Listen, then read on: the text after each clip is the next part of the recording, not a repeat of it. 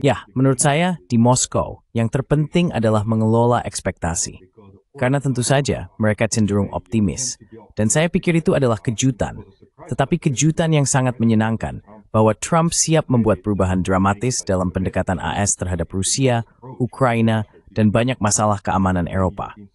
Namun pada saat yang sama, kami memiliki pengalaman dari pemerintahan Trump pertama pada tahun 2015. Ekspektasi sangat tinggi, dan sebagian besar ekspektasi tersebut tidak terwujud. Sementara Moskow dan Washington tidak mati lebih.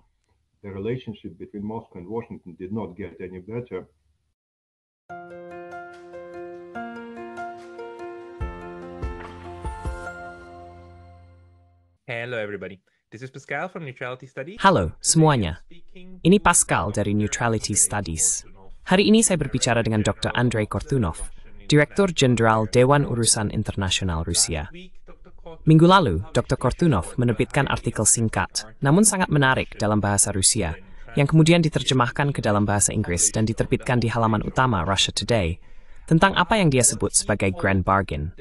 Dalam tulisan ini, Dr. Kortunov menganalisis hubungan yang semakin hangat antara Washington dan Moskow, dan bertanya, apakah kedua kekuatan besar ini bersama-sama akan berhasil menulis ulang sejarah. Inilah yang ingin kita diskusikan hari ini. Jadi Dr. Kortunov, selamat datang. Dr. Kortunov, welcome.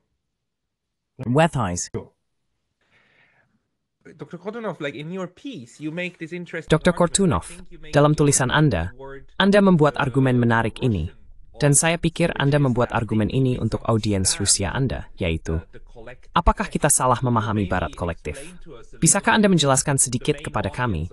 Dan audiens utama podcast ini adalah penutur bahasa Inggris dan bahasa Barat. Bagaimana Rusia memahami Barat? Dan apa argumen Anda tentang bagaimana hal itu mungkin perlu disesuaikan?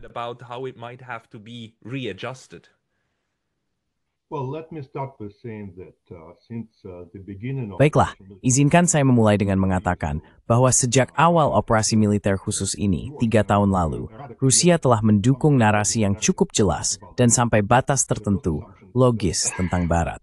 Asumsi pertama adalah bahwa Barat bersifat kolektif, bahwa ada tingkat kohesi yang tinggi dalam komunitas Barat. Namun, dalam Barat kolektif ini ada negara-negara yang memimpin dan negara-negara yang dipimpin. Dan jika Anda mengikuti beberapa dokumen resmi, malah enthimami bermemberjung direthes, elai setipen, erotin tholentisi, dan dunia Anglo-Saxon disistai. And the Anglo-Saxon wrote on the other. The perception is that Persepsinya adalah bahwa kebijakan dan sentimen anti-Rusia terutama dihasilkan oleh dan dalam dunia Anglo-Saxon. Sementara Eropa kontinental harus mengikuti kepemimpinan Anglo-Saxon. Mungkin bahkan dengan enggan, karena jelas Eropa kontinental memiliki lebih banyak kepentingan dalam bekerja sama dengan Rusia, termasuk hubungan ekonomi, perdagangan, investasi, energi, dan juga budaya tradisional serta jenis lainnya. Sementara itu, Anglo-Saxon dapat memalkeman dan berjuang tanpa kompromi melawan Federasi Rusia. Dan tentu saja, keketahuan NATO yang berduplikat di balik perluasan NATO dan perkembangannya yang merenkorkan tinggi-tinggian Rusia.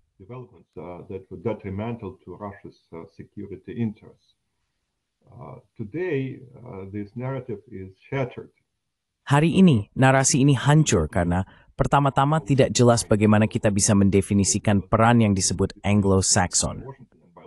Jika Anda melihat posisi yang diambil oleh Washington dan London mengenai hubungan dengan Rusia dan konflik Rusia-Ukraina, Anda akan melihat perbedaan yang sangat jelas, mungkin lebih dari sekadar perbedaan, tetapi saya harus mengatakan kontradiksi antara pemerintahan Republik di Washington dan pemerintahan buruh di London. Jadi, seluruh gagasan tentang Anglo-Saxon yang tampak cukup logis setahun yang lalu, sekarang dipertanyakan. Namun yang kedua, lebih penting lagi, tidak jelas di mana sentimen anti-Rusia dan kebijakan anti-Rusia lebih konsisten dan lebih stabil.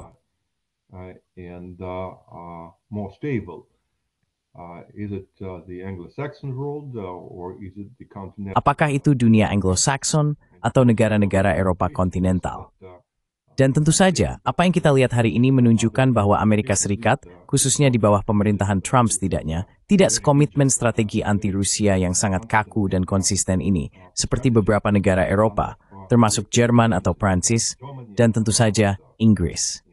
Jadi hal ini menunjukkan bahwa narasi ini, yang muncul sejak awal konflik Rusia-Ukraina, harus ditinjau dan mungkin direvisi dalam beberapa cara.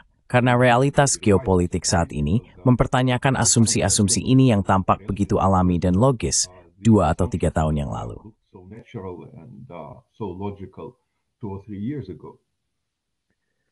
The term collective West, which I also used on this Istilah Barat kolektif, yang juga sering saya gunakan dalam program ini, adalah semacam istilah kenyamanan untuk menggambarkan sistem aliansi AS yang lebih besar. Di satu sisi NATO, di sisi Eropa. Di sisi lain, tentu saja, juga negara-negara seperti Jepang dan Korea, dan mungkin mitra seperti Taiwan dan semua negara, yang kemudian pada dasarnya juga memutuskan untuk memberlakukan sanksi dengan cara tertentu terhadap Rusia. Jadi, apakah Anda sekarang berpikir bahwa istilah ini, dengan Malaysia pun termasuk bersama, harus direvisi secara mandat? Atau secara pergeseran ini lebih remembuk kegidasi? More of a form of gradation. Well, a frank answer to this question Ya, jawaban jujur untuk pertanyaan ini adalah tidak ada yang tahu. Namun yang kita ketahui dengan pasti adalah bahwa Barat telah menunjukkan ketahanan yang luar biasa dalam hal kohesi selama 3 tahun terakhir. Karena ada banyak prediksi bahwa kohesi Barat yang muncul setelah awal krisis ini tidak akan bertahan lama, dan bahwa kita akan melihat beberapa negara mengubah posisi mereka dan mempertanyakan strategi kolektif secara keseluruhan. Dan memang, ada yang edgy insipting bangban itu. Lihat Hungaria, ada Slovakia, atau beberapa negara lain tidak sinalisit dan berbeda tuwid ini diubah. Namun, lihat pemotong cuma sikah yang terus nipal zinglap teroru membawa terhadap Rusia. pass new and new packages of sanctions against Russia. And just a couple of days ago, there was a new... Dan baru beberapa hari yang lalu, ada paket sanksi baru yang diumumkan, yang menunjukkan bahwa keputusan-keputusan ini tidak benar-benar dapat mengubah integritas Uni Eropa dan kohesi Barat secara keseluruhan. Namun, tantangan datang dari sisi lain. Dan tentu saja, ironi dari situasi ini adalah bahwa perubahan ini datang dari Washington, yang dulunya bukan hanya pemimpin, tetapi juga negara yang menginspirasi banyak keputusan yang dibuat di Eropa tentang Rusia. Jadi masalah besar saat ini, menurut pandangan saya, adalah bagaimana pergeseran kebijakan AS yang sangat tidak ortodoks dan sebatas tertentu tidak terduga ini mungkin atau mungkin tidak mempengaruhi posisi negara-negara Barat lainnya. Positions of other Western countries, and that relates not only to members. Dan itu tidak hanya berkaitan dengan anggota Uni Eropa atau Inggris. Ini juga menjadi pertanyaan bagi negara-negara katakanlah di Asia Timur Laut. Bagaimana Jepang bisa bereaksi terhadap perubahan kebijakan AS? Bagaimana Korea Selatan mungkin mengubah pendekatannya terhadap Rusia dan konflik Rusia-Ukraina? Bisakah kita mengharapkan penyesuaian dari negara-negara Asia Tenggara atau dari negara-negara seperti Australia atau Selandia Baru? Dan saya pikir pertanyaan ini tetap terbuka. Kita tidak tahu. Tetapi yang pasti, kita harus menilai kembali pemahaman kita tentang Barat kolektif. Dan Barat tidak sekolektif seperti 2 tahun yang lalu.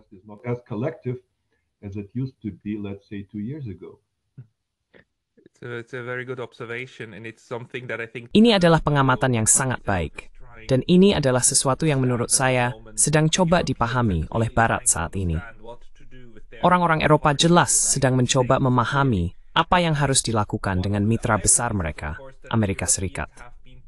Dan salah satu ironi adalah, tentu saja, bahwa orang-orang Eropa telah didorong menuju perang ini untuk waktu yang lama, tidak hanya sejak 2014, tetapi juga pada tahun 2008. Pemerintahan George Bush yang berhasil meyakinkan Jerman dan Prancis, Merkel dan Holland, untuk mengikuti janji menawarkan keanggotaan NATO kepada Ukraina berkali-kali. Dan kita masih belum memiliki penjelasan resmi tentang siapa yang meledakkan Nord Stream. explanation for who blew up Nord Stream, But the one thing we know for sure is it wasn't Russia. Namun, satu hal yang kita tahu pasti adalah, itu bukan Rusia. Jadi hanya ada beberapa negara yang mungkin terlibat dalam hal ini. Di Eropa, kebingungan saat ini sangat besar. Di Rusia, bagaimana lingkaran kebijakan luar negeri Moskow memandang perubahan ini, yang sekarang jelas diprakarsai oleh Washington, dan jelas diprakarsai oleh perubahan pemerintahan yang sebenarnya mendapat dukungan mayoritas dari AS. Kita tahu bahwa rakyat memilih Donald Trump, pawis keming signalnya, dan imai gas dari populasi AS. Bagaimana Moskow memahami pertahanan ini? How do you make sense of this? Well, my take is that in Moscow, the name... Ya, Anda tahu, menurut saya di Moskow, yang menjadi fokus adalah manajemen ekspektasi. Karena tentu saja, mereka cenderung optimis. Dan saya pikir itu adalah kejutan, tetapi kejutan yang sangat menyenangkan, bahwa Trump siap membuat perubahan dramatis dalam pendekatan AS terhadap Rusia, Ukraina, dan banyak masalah keamanan Eropa. Namun pada saat yang sama, kami memiliki pengalaman dari pemerintahan Trump yang pertama. Kembali pada tahun 2016, ekspektasi sangat tinggi, dan sebagian besar dari ekspektasi ini tidak terwujud. Hubungan antara Moskow dan Washington tidak menjadi lebih baik di bawah Trump. Dan dalam banyak hal, Trump adalah presiden AS pertama yang menggunakan sanksi terhadap masif. Sanctions against Russia in such a massive way, Trump decided to withdraw from... Trump memutuskan untuk menarik diri dari perjanjian INF-S Soviet, dan dia tidak menunjukkan minat khusus untuk merundingkan perpanjangan perjanjian New START. Jadi, secara umum, masa jabatan pertama Presiden Trump tidak merupakan waktu yang baik untuk hubungan antara Washington dan Moskow.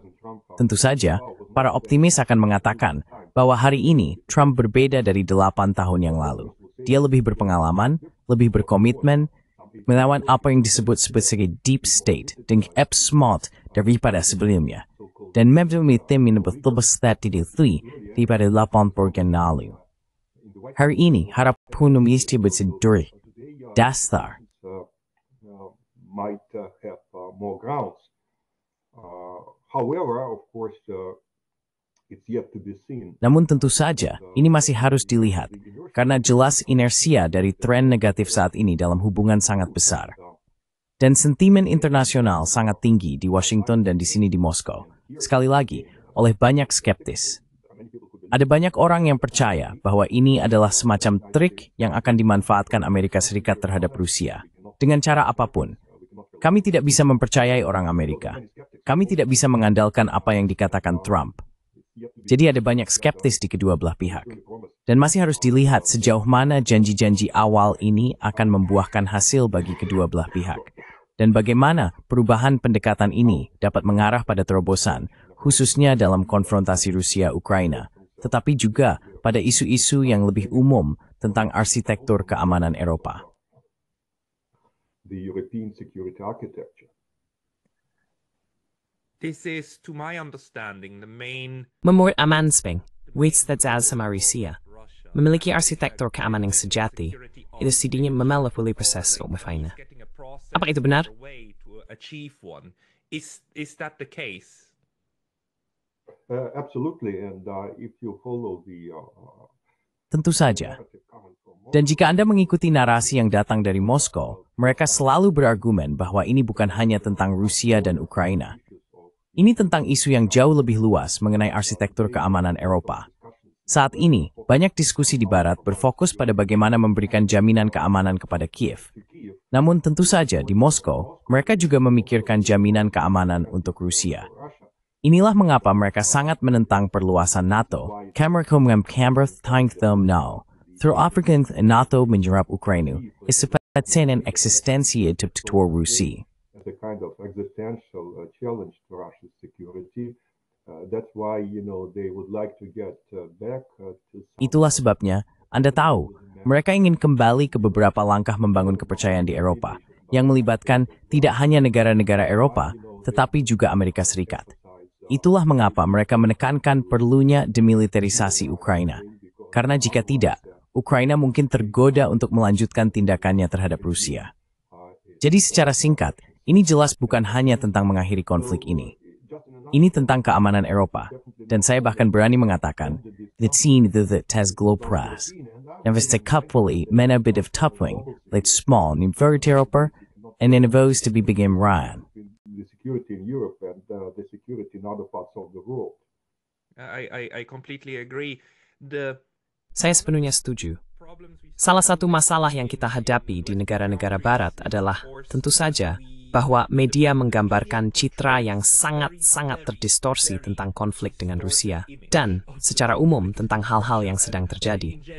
Dan salah satu hal yang diberitahukan kepada kita saat ini adalah bahwa Amerika Serikat, maaf, biarkan saya mengatakannya dengan cara ini, orang-orang yang bertanggung jawab sekarang atas proses, setidaknya di AS, untuk mencapai pemahaman dengan Rusia, juga harus sangat berhati-hati untuk memberi sinyal kepada rakyat mereka sendiri dalam istilah yang dapat mereka pahami. Jadi salah satu sinyal yang mereka kirimkan adalah dengan mengatakan bahwa apa yang terjadi di Riyadh minggu lalu adalah pengukuran ketulusan Rusia untuk proses perdamaian. for a peace process.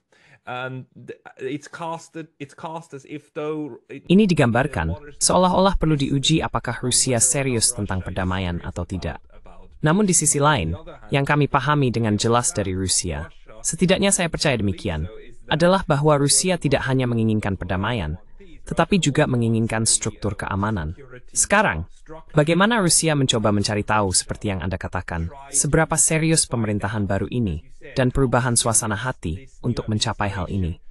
Seperti, apa langkah-langkah membangun kepercayaan yang akan membantu Rusia memahami, oh ya, AS benar-benar serius tentang hal ini. Ini bukan tipuan. oh yes, the US is actually serious about this one, it's not a trick.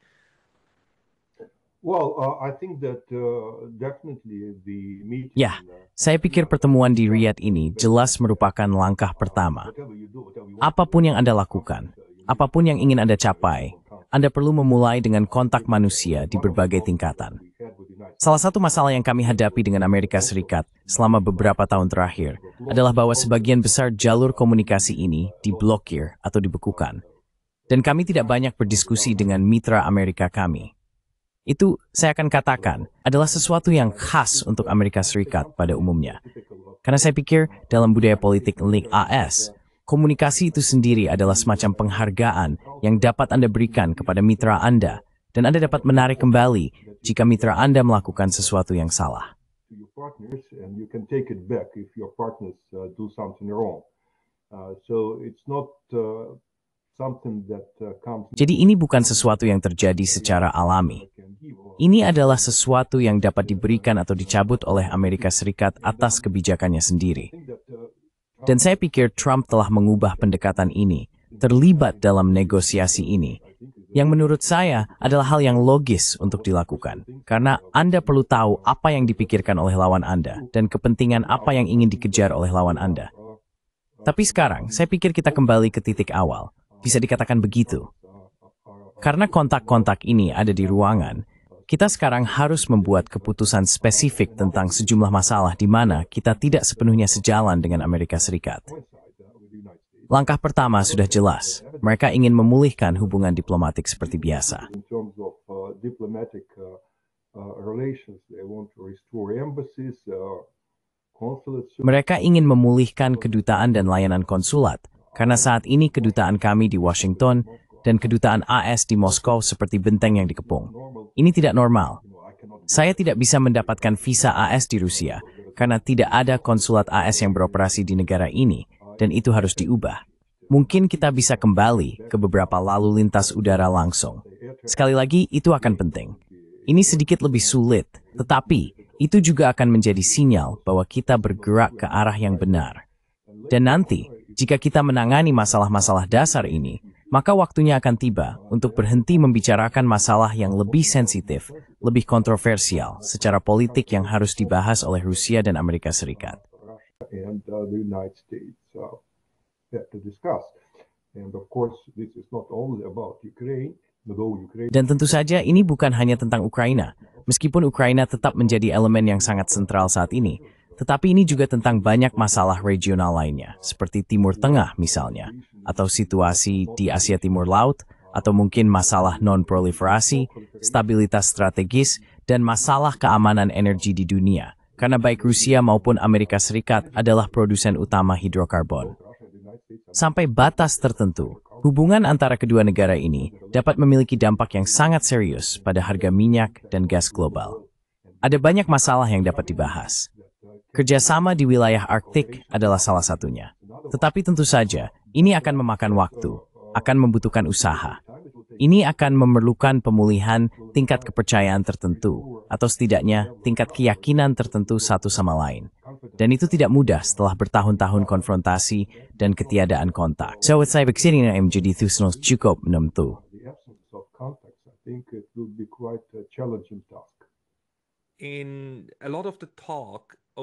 Dalam banyak pembicaraan di sini, dan maksud saya di Barat, karena saya berada di Jepang, tetapi sekali lagi, ini juga bagian dari kolektif ini.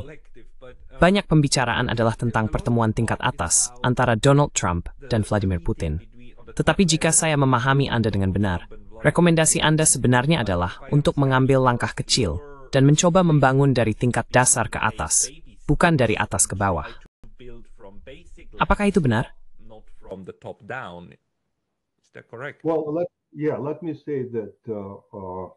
Ya, biarkan saya katakan bahwa untuk pertemuan di Riyadh, tidak ada yang lebih dari kegagalan yang jelas akan menjadi kesuksesan. Dan pastinya, kami memiliki cerita sukses di Riyadh. Tetapi jika Anda memikirkan tentang pertemuan puncak, saya akan berargumen bahwa tidak ada yang lebih dari kesuksesan yang jelas akan menjadi kegagalan. Kami mengadakan pertemuan puncak antara Putin dan Trump pada musim panas 2018 di Helsinki.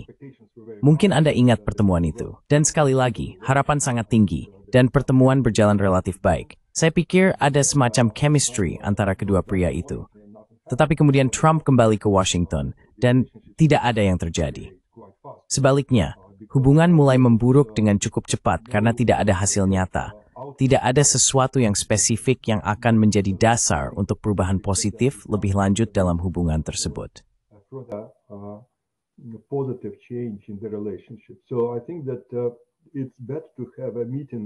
Jadi saya pikir lebih baik mengadakan pertemuan nanti daripada lebih awal jika mereka tidak bisa mempersiapkannya dengan cepat. Tetapi lebih baik memiliki sesuatu yang spesifik, sesuatu di atas meja yang bisa mereka diskusikan dan sepakati. Jadi, jika saya harus memberikan rekomendasi kepada mereka yang mempersiapkan pertemuan ini sekarang, saya akan mengatakan untuk memastikan bahwa pertemuan ini tidak hanya menjadi pertemuan formal antara kedua pemimpin tanpa substansi.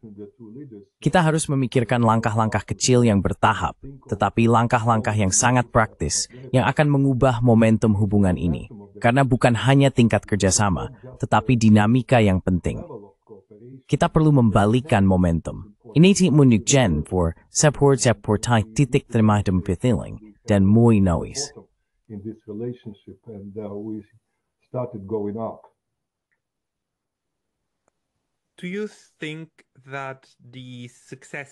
Apakah Anda berpikir bahwa keberhasilan Rusia dengan strategi dan kebijakan BRICS-nya, terutama tahun lalu ketika Rusia menjadi ketua BRICS, dengan banyaknya perjanjian yang ditandatangani dan berbagai tingkat kerjasama yang dicapai, akan membantu proses memperbaiki hubungan dengan Amerika Serikat? Apakah ada kemungkinan bahwa melalui jaringan BRICS yang kini diperluas, ada cara untuk memberi sinyal kepada AS bahwa kami sangat serius mencoba memperbaiki situasi bisnis global untuk Anda juga? Apakah itu sesuatu yang terlintas dalam pikiran Anda, atau tidak?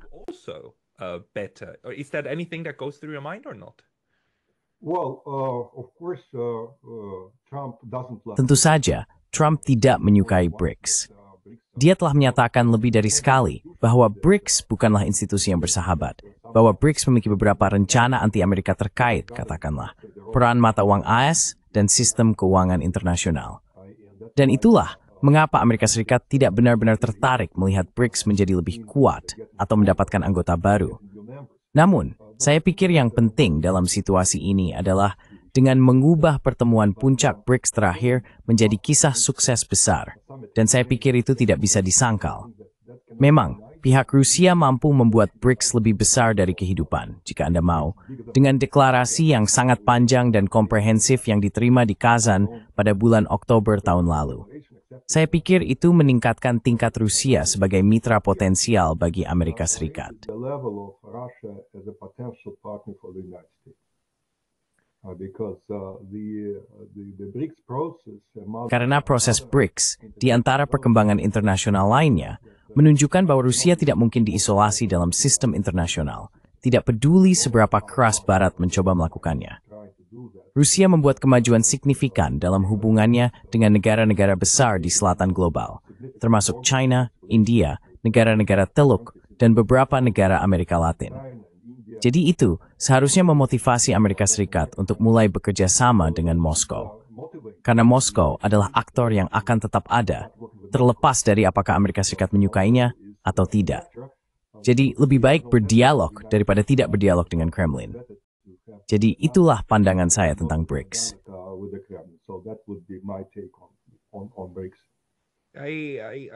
I see it that way too. The statement. Saya juga melihatnya seperti itu. Pernyataan yang keluar dari Washington selama 4 minggu terakhir tampaknya menunjukkan bahwa pemerintahan ini sekarang dengan jelas memahami bahwa, suka atau tidak suka, Rusia dan China adalah kekuatan besar dengan hak mereka sendiri, dan mereka tidak dapat diperlakukan seperti negara lain, hanya diisolasi katakanlah, seperti cara sanksi dapat mengisolasi, dan dalam banyak hal juga menghancurkan Kuba, misalnya bukan? Kuba dan Rusia sama sekali tidak dapat dibandingkan dalam hal apa yang dapat dilakukan sanksi terhadap ekonomi lokal mereka. Sekarang, mengingat hal itu, apakah Anda berpikir bahwa sekarang ada semangat baru secara umum tentang bagaimana sistem global bekerja? Dan bagaimana menurut Anda orang Eropa, baik orang Eropa kontinental maupun Inggris, memahami perubahan ini? Apakah mereka sedang dalam penyangkalan saat ini? Atau teman berpikir, melalui maps with hat multipolar landscape ini? They genuinely don't see this new multipolar world yet. Well, I think that indeed the world is changing. Ya, saya pikir memang dunia sedang berubah. Tentu saja, Anda tahu, kita bisa memiliki banyak perbedaan pendapat tentang seberapa cepat dunia berubah, dan apa tujuan dari perubahan ini. Beberapa orang mengatakan bahwa itu alami, itu baik. Sistem menjadi lebih demokratis, lebih beragam. Yang lain berpendapat bahwa ada semakin banyak kekacauan dan semakin sedikit aturan, dan bahwa perkembangan ini tidak positif tetapi lebih negatif. Namun, perkembangan ini terjadi dalam hal apapun. Dan saya pikir kita semua, baik di Rusia atau di Jepang, atau di Amerika Serikat atau di Eropa, merasa bingung karena tidak ada yang memiliki jawaban pasti untuk masalah yang ditimbulkan oleh perubahan ini.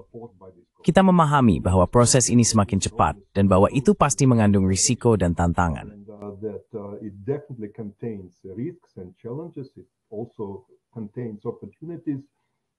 Ini juga mengandung peluang, tetapi sangat sulit untuk membuat prediksi tentang apa yang akan terjadi, bahkan dalam setahun, apalagi 5 atau 10 tahun dari sekarang. Jadi saya pikir kita berada dalam kekacauan, tetapi bagi orang Eropa, saya pikir sangat sulit untuk menemukan jalan baru dalam lingkungan ini, karena mereka sangat terbiasa mengandalkan Amerika Serikat. Mereka sangat terbiasa mendelegasikan beberapa keputusan strategis ke Washington DC dan menganggap Washington sebagai pemimpin alami dari tatanan dunia liberal. Dan saat ini, Amerika Serikat setidaknya di bawah pemerintahan Trump menunjukkan mereka untuk kepentingan sistem lama, bahwa Amerika Serikat akan fokus pada kepentingan nasionalnya sendiri yang mendesak.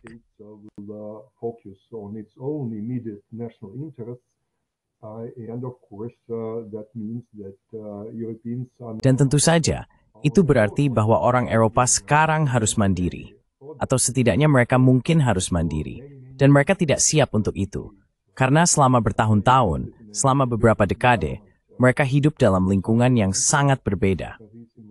Sampai batas tertentu, lingkungan ini sangat menguntungkan bagi orang Eropa, karena mereka tidak perlu repot dengan keputusan strategis yang sangat sulit yang diambil Washington atas nama semua pihak lainnya. Jadi saya bisa membayangkan bahwa ini akan menjadi jalan yang sangat bergelombang bagi orang Eropa. Sejauh ini, mereka mencoba bertindak seolah-olah tidak ada yang terjadi, tetapi itu bukan cara paling efisien untuk menghadapi situasi baru ini. Saya pikir pada titik tertentu, mereka harus menghadapi realitas baru, dan itu akan sangat menyakitkan. that will be very painful. If we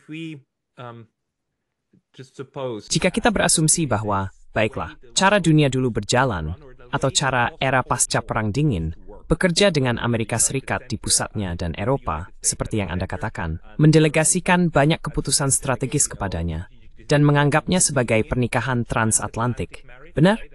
Dan pernikahan ini sangat kuat. Jika kita sekarang berasumsi bahwa ini sebenarnya, dan kita tidak akan melihat kembalinya ini dalam waktu dekat. Apakah Rusia khawatir bahwa reaksi orang Eropa terhadap hal ini akan berlebihan dalam hal keamanan mereka, akan lebih mempersenjatai diri, dan dalam arti, dengan tidak lagi bergantung pada AS, dengan tidak memiliki AS, seperti yang akan dikatakan John Mearsheimer sebagai penyeimbang lepas pantai, sebenarnya menjadi lebih seperti radikal bebas yang mungkin, sekali lagi, mengarahkan seluruh pemikiran keamanannya melawan Rusia sebagai pihak yang signifikan lainnya. Apa itu sesuatu yang pikiran ingin keamanan dari Soviet Hinsmel, streng? The security community in Russia at the moment. Well, I think that there are concerns about. Ya, saya pikir ada kekhawatiran tentang skenario ini. Karena memang kita bisa berargumen bahwa Eropa sedang dalam krisis, bahwa ada banyak masalah di Eropa. Tetapi tetap saja, Eropa masih merupakan aktor geoekonomi yang sangat tangguh. Dan itu adalah pemain besar. Pasti ia memiliki banyak kapasitas. Dan jika Eropa memutuskan untuk bertindak sendiri, seiring waktu ia mungkin juga menjadi pemain geopolitik yang tangguh di dunia ini. Ia mungkin meningkatkan anggaran pertahanannya, mungkin mengejar otonomi strategis dari Amerika Serikat, dan mungkin mencoba untuk fokus terutama pada konfrontasi dengan Moskow. Dan pasti, ini bukanlah yang ingin dilihat Rusia. This is not what they would like to see from Russia. However, there are also doubts about whether Ada juga keraguan tentang apakah kalangan politik Eropa saat ini memiliki kemauan politik yang diperlukan untuk menghadapi tantangan ini. Karena sejauh ini, kita mendengar banyak retorika kuat dari ibu kota Eropa. Namun pada saat yang sama, tampaknya orang Eropa masih berharap mereka akan menemukan cara untuk menyelesaikan masalah mereka dengan Washington dan mencapai kesepakatan yang akan menyatukan kembali Barat dan pada dasarnya mempertahankan status quo. Kita semai, turis Eropa membaiti otonomi strategis mereka dalam hal daerah dan harta. Karena otonomi strategis adalah sesuatu yang tidak datang tanpa harga.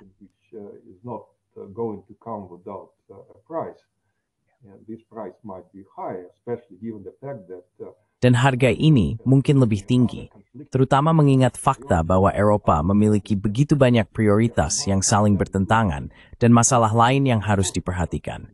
Itu termasuk masa depan proyek Eropa secara umum.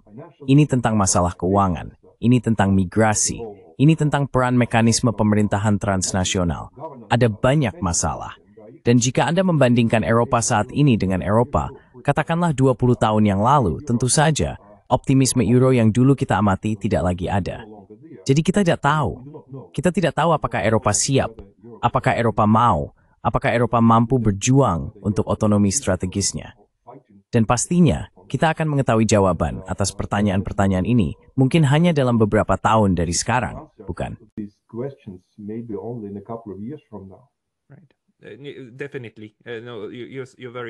Tentu saja, Anda sangat benar tentang hal ini. Maksud saya, apa yang kita lakukan di sini adalah banyak menebak-nebak. Tetapi saya pikir menebak-nebak penting saat ini, karena kepastian telah hilang. Bagaimana Anda dan bagaimana Rusia secara umum memandang Uni Eropa saat ini? Apakah Uni itu sendiri sebagai sebuah proyek, katakanlah, masih dianggap oleh Kremlin sebagai sesuatu yang positif secara keseluruhan? Atau jika ada tombol di Kremlin yang bertuliskan, bubarkan sekarang, apakah Kremlin akan menekannya?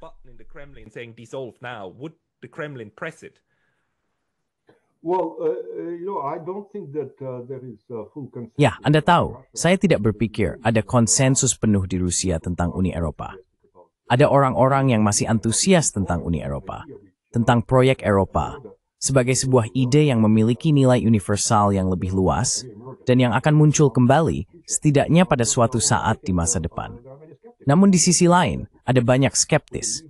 Ada banyak orang yang percaya bahwa Uni Eropa sebagai sebuah proyek tidak lagi relevan dengan sistem internasional Bahwa Eropa sedang mengalami kemunduran dan kemunduran jangka panjang, ini tidak dapat diubah.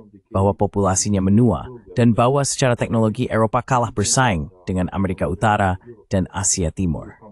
Ada banyak kritik terhadap Eropa, dan tentu saja saat ini ada banyak emosi dalam diskusi ini di kedua belah pihak. Many emotions in this discourse on both sides. I think maybe those. Saya pikir mungkin mereka yang memiliki harapan tinggi bahwa Rusia akan bergabung dengan Eropa hari ini sangat kecewa, sehingga mereka cenderung menyalahkan segalanya pada Eropa, pada dugaan kemunafikan Eropa, dan pada apa yang disebut perasaan anti-Rusia genetik yang ada di Eropa.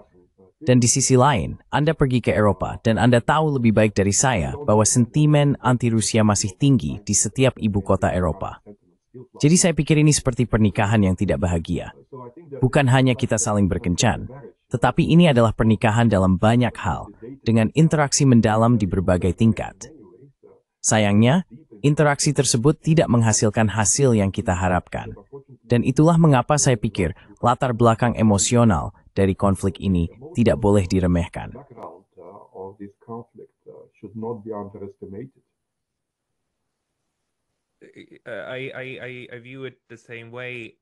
Saya melihatnya dengan cara yang sama. Satu pertanyaan yang masih ada di pikiran saya adalah, apa yang terjadi dengan ini? Atau bagaimana reaksi Eropa yang sangat kuat terhadap perang di Ukraina ini akan mempengaruhi hubungan di masa depan? Maksud saya, jika kita mengambil Nordik hanya untuk sesaat, karena ada juga komponen keamanan yang sangat penting ini, alih-alih memiliki Finlandia yang setidaknya secara nominal netral dan Swedia yang netral, Sverige memiliki Finlandia anggota NATO dan Swedia anggota NATO, dan lebih dari itu, Skrangsis dukivisis pangalan besulis stasiun S and Utegraini. US military bases on both of these countries, and we see the militarization, very strong militarization. Dan kita melihat militerisasi yang sangat kuat dari seluruh negara Nordik, termasuk Norwegia. Mereka sekarang bersedia bekerja sama dengan militer AS ke tingkat yang belum pernah terlihat sebelumnya. Apakah itu juga mengalterasi kalkulus keamanan Rusia? Dan bagaimana Anda melihat reaksi ini? Semacam yang sangat kuat. Bahkan lebih kuat, seperti melemparkan diri ke pelukan Washington yang telah kita amati, tidak hanya dari negara Nordik, FRA, teman small Eropa lainnya. We have observed not just from the Nordics, but also other European states. Well, I agree that it was a very dramatic. Ya, Anda tahu, saya setuju bahwa itu adalah perubahan yang sangat dramatis, dan menurut pandangan saya, bahkan tidak terduga, terutama di Finlandia, setelah bertahun-tahun memiliki hubungan yang sangat baik dengan Moskow dan banyak komunikasi di berbagai tingkatan. Akhir hubungan yang begitu tiba-tiba, menurut pandangan saya, cukup mengejutkan. Dan Anda benar, Anda tahu, Finlandia dan Swedia siap untuk melemparkan diri ke pelukan Washington. Pertanyaannya adalah apakah Washington siap untuk menerima mereka? Dan saat ini kita tidak bisa menganggapnya sebagai sesuatu yang pasti. Tapi secara khusus, saya pikir jika kita berbicara tentang utara, ada perubahan yang sangat cepat di lingkungan di 3 subwilayah, termasuk perbatasan Rusia-Finlandia, yang merupakan perbatasan panjang, Laut Baltik, yang dalam beberapa hal menjadi danau NATO, dan utara yang tinggi.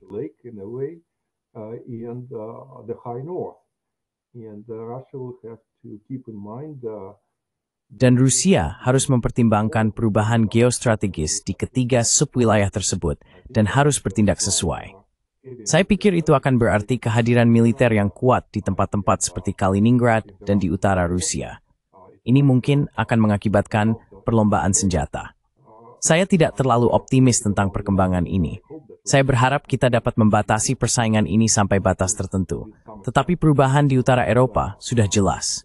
Inomais en nu af een permit berbetad tang bedaberjo verdags de spierkevi in Buthurich Sengalon. Security challenges for the Russian Federation in future, maybe for a very long time. And the new structure of Dan struktur baru mitra keamanan Rusia di Barat, mereka sering digambarkan sebagai sekutu.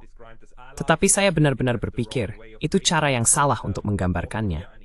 Dengan Korea Utara dan Iran, dengan siapa sekarang ada perjanjian keamanan yang berlaku, bagaimana ini berperan dalam strategi Rusia untuk membangun stabilitas di sekitarnya.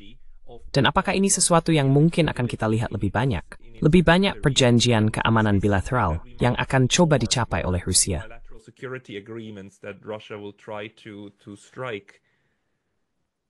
Well, I think that this is probably Ya, saya pikir ini mungkin merupakan sinyal kemana Rusia kemungkinan akan pergi, setidaknya dalam beberapa tahun ke depan. Rusia akan mengandalkan terutama pada perjanjian bilateral dengan tetangga tertentu. Dan saya tidak berpikir bahwa perjanjian-perjanjian ini akan menjadi standar. Jika Anda membandingkan, katakanlah, Korea Utara dan Iran, Anda akan melihat bahwa ada perbedaan yang sangat serius dalam kedua hubungan ini. Jika Anda melihat negara lain seperti China, Anda akan melihat bahwa perbedaannya bahkan lebih signifikan. Jadi, ini akan menjadi semacam perjanjian yang disesuaikan, yang mencerminkan tantangan dan peluang strategis spesifik di berbagai bagian dunia. Dan dalam setiap kasus, Rusia akan mencoba mengkalibrasi skala komitmennya dan kata-kata khusus dari perjanjian untuk menghindari mengambil tanggung jawab berlebihan untuk masalah keamanan di daerah yang tidak termasuk dalam lingkup perbatasan langsungnya. Ingin says, it's what it thinks small. I see the situation emerging. Right, and maybe since we're speaking almost Benar. Dan mungkin karena kita berbicara hampir pada hari peringatan 3 tahun operasi militer khusus, hari ini tanggal 25 Februari, Anda menyebutkan bahwa di Rusia masih ada banyak ketidaksepakatan tentang bagaimana melihat situasi dan langkah ke depan. Namun, menurut Anda, apa hasil pembelajaran yang umum diterima dari 3 tahun perang dengan Ukraina yang dapat disepakati secara bulat oleh Rusia? unisono say like, yes, we all agree that we learned this. Well, of course, there are some important. Tentu saja, ada beberapa pelajaran penting, tidak hanya pelajaran politik, tetapi juga pelajaran militer. Kami belajar banyak tentang peperangan modern menurut saya, di kedua belah pihak. Misalnya, 3 tahun yang lalu, tidak ada yang akan menduga bahwa drone akan memainkan peran yang begitu signifikan, atau bahwa Anda mungkin kembali menggunakan beberapa senjata dasar Anda daripada mengandalkan sejumlah sistem yang sangat canggih dan maju secara teknis. Saya yakin bahwa semua orang di Indonesia, tidak hanya di Rusia, tetapi di semua staf umum, sedang menganalisis hasil dari pertempuran ini untuk memahami bagaimana peperangan intensitas tinggi modern Tuatat atau Lenthasa dilakukan. In the 21st century should or should not be conducted. So in this sense, definitely there are many. Jadi, dalam hal ini, tentu saja ada banyak pelajaran yang bisa dipetik dan banyak kesimpulan yang bisa diambil. Ada juga pelajaran tentang seberapa cepat Anda dapat mengubah sistem prioritas kebijakan luar negeri Anda, jenis hambatan dan peluang apa yang mungkin Anda lihat di global selatan, apa batasannya di sana, pentingnya sanksi ekonomi, termasuk sanksi sekunder, dan bagaimana Anda menghadapinya. Seberapa jauh Anda bisa melangkah dengan substitusi impor, apa yang bisa Anda lakukan, dan apa yang tidak bisa Anda lakukan, setidaknya dalam beberapa tahun. Tentu saja Anda tahu, konflik ini telah mengubah banyak hal, dan negara ini akan sangat berbeda ketika konflik berakhir, dibandingkan dengan ketika konflik baru dimulai. Dan saya pikir itu berlaku untuk semua peserta langsung atau tidak langsung dalam konflik ini. All the direct or indirect participants to this conflict. Maybe a last question. Also Mungkin pertanyaan terakhir, juga langsung terkait dengan nama saluran ini. Menurut studi saya menemukan banyak periode dalam sejarah ketika Rusia memahami dan menggunakan nilai dari ruang netral, baik dalam arti hukum netralisasi, Swiss netral karena Rusia membantunya pada tahun 1919, Austria netral karena Rusia menyetujuinya. Netralitas adalah sesuatu yang diinginkan Rusia untuk Ukraina, dan dalam batas tertentu masih menuntutnya. Apakah ini sesuatu yang akan berlanjut atau sudah berakhir? Apakah gagasan tentang negara penyangga netral masih penting bagi Rusia saat ini? still something that is important to Russia today or not? Well, I think that it remains important. But Ya, saya pikir itu tetap penting, tetapi saya akan mengatakan bahkan lebih. Saya pikir kita sedang bergerak menuju pemahaman yang sangat berbeda tentang aliansi.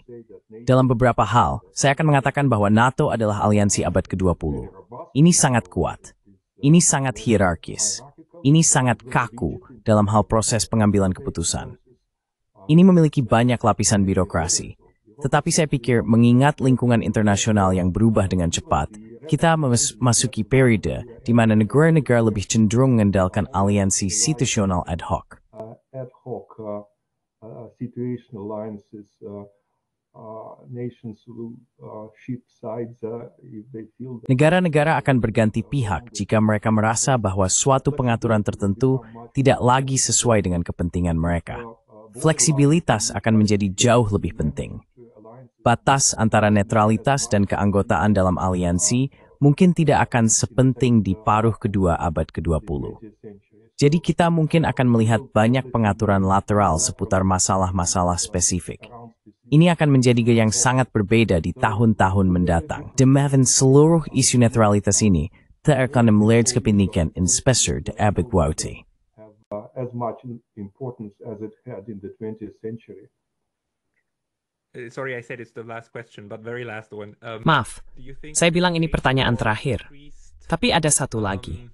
Apakah Anda berpikir ada alasan untuk meningkatkan kerjasama guna merumuskan hukum internasional atau menciptakan norma-norma baru di mana tatanan baru ini atau minilateralisme baru ini dibangun agar mencapai pemahaman bersama tentang apa yang diharapkan satu sama lain? Come to a common understanding what to expect of each other.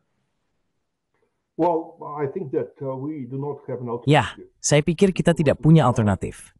Jika kita ingin bertahan, kita harus bekerja sama. Meskipun kadang-kadang kita tidak menyukai satu sama lain, atau jika kita tidak dapat sepenuhnya memahami satu sama lain, kita harus bekerja sama. Tapi izinkan saya mengatakan bahwa di awal percakapan kita, Anda mengutip tulisan saya yang berjudul Grand Bargain. Dalam semangat keterbukaan penuh, saya harus mengatakan bahwa saya tidak percaya pada kesepakatan besar.